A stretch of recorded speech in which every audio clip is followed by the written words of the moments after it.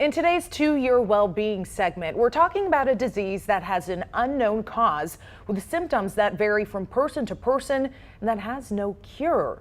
But Parkinson's disease is not a death sentence, and people with Parkinson's can have a good quality of life. Cone Health is helping with that here in the Triad. Yeah, Jessica Thomas is here today. She's a licensed clinical social worker with LeBauer Neurology. Jessica, first, thanks so much for being here. Thank you. We always hear about Parkinson's when celebrities are diagnosed with them and they make the news. But for people who don't know much about it, what can you tell us about what exactly it is? So Parkinson's disease is a disease of movement. So a lot of movement that we take for granted.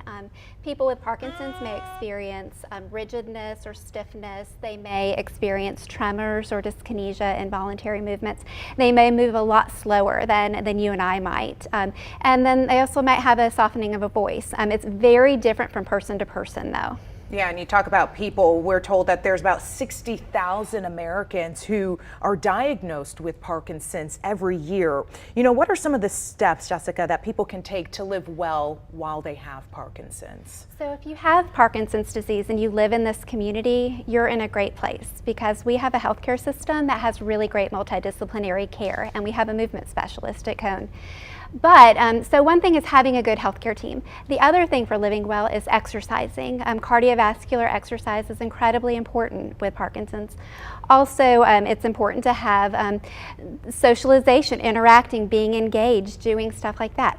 And then also medication compliance, that's incredibly important too.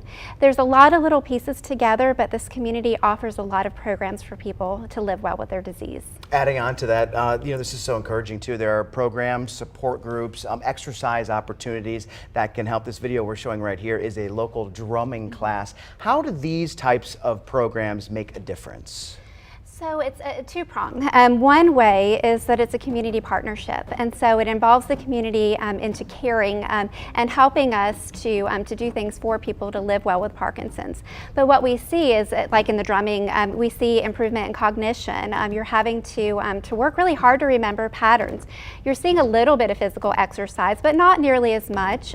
But then you're also getting exposure to a therapy that they say can actually help with gait and movement.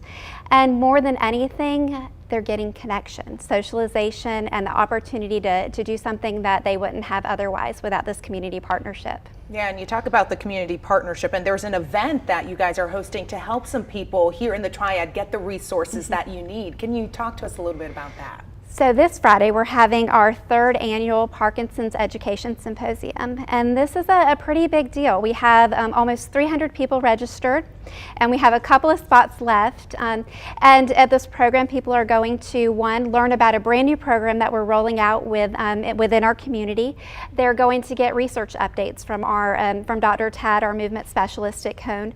They're going to have an opportunity to hear a TEDx speaker who has Parkinson's and lives with the disease. It's going to be a great event. That's great. And you can register for this event online. We have a link in this story on our website. Thank you so much, Jessica, for being with us today. All right, thank you.